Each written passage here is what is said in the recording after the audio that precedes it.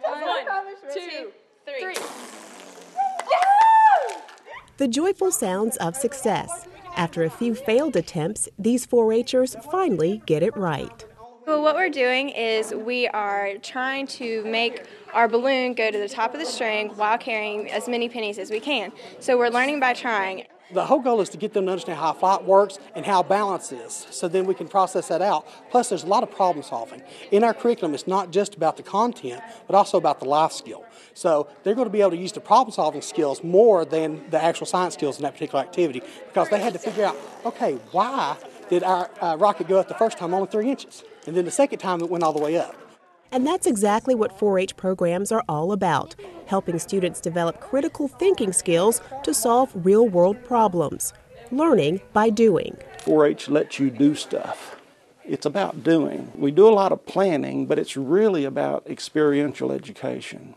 We want to take you places and show you things and dare you to try new things. Energy and power. So this is power lines, solar panel, wind turbines, trees.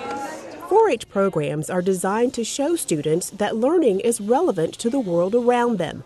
North Carolina 4-H is part of a national initiative to encourage youth to pursue careers in science and technology. It's called STEM, which stands for Science, Technology, Engineering, and Mathematics.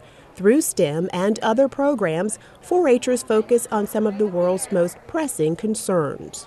Today, our young people are involved in trying to figure out how do we deal with environmental concerns? How do we change the way we conserve energy in a community? We've got young people doing audits on energy and things like that, getting involved in those kind of conversations.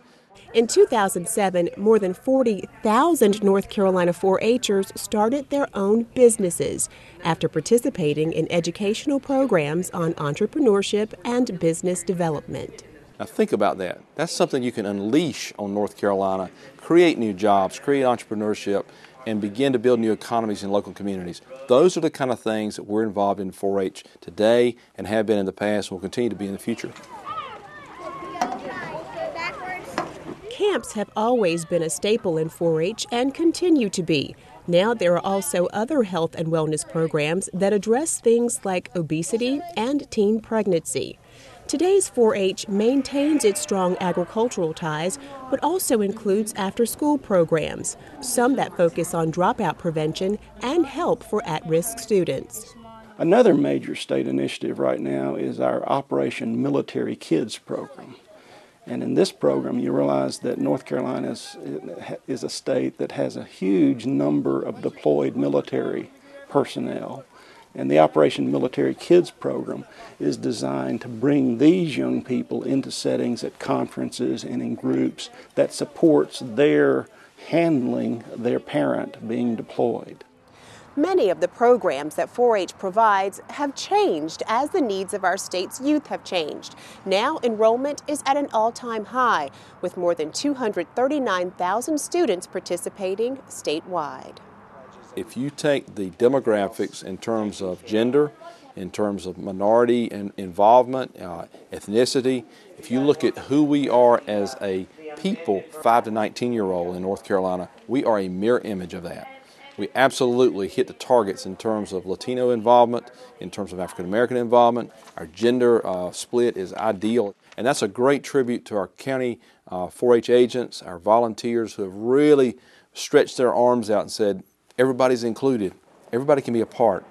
No one knows this better than Ebony Harris. Now a junior at NC State, Ebony started in 4-H at age 9 in a more traditional way, showing livestock. But she went on to participate in public speaking events and traveled across the country for national and international 4-H conferences. The impact 4-H has had on me is most definitely life-changing. I was always shy, never quiet, didn't really talk that much. And my first opportunity to stand up before a group was before 500 people. And people congratulated me. They was like, you did an awesome job. And none of that would have been possible if I hadn't been practicing with different workshops at schools and leadership programs and just interacting on a leadership basis, Leadership and citizenship, two terms 4-H'ers know all about. Students are trained to organize, plan, and run their own meetings, and they learn how to get involved in the political process. As a part of their annual state meeting or 4-H Congress, participants spend a day at the state legislature.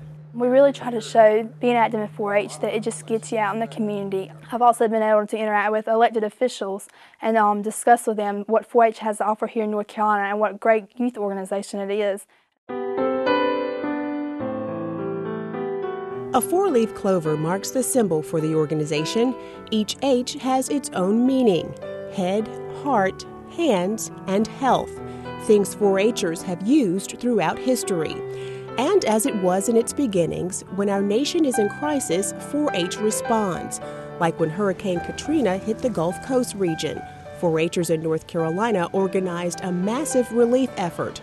They raised money and collected supplies for victims. Those are the kind of things we've always been noted for. It's not about me, it's about what's best for others. 4-H really helps you to understand the importance of that and giving back to your community. I would describe 4-H as the best thing that I've ever experienced because honestly I can say with God first and 4-H has most definitely made me the person that I am today. Words of praise for an organization that's developing the leaders, teachers, and scientists of tomorrow today.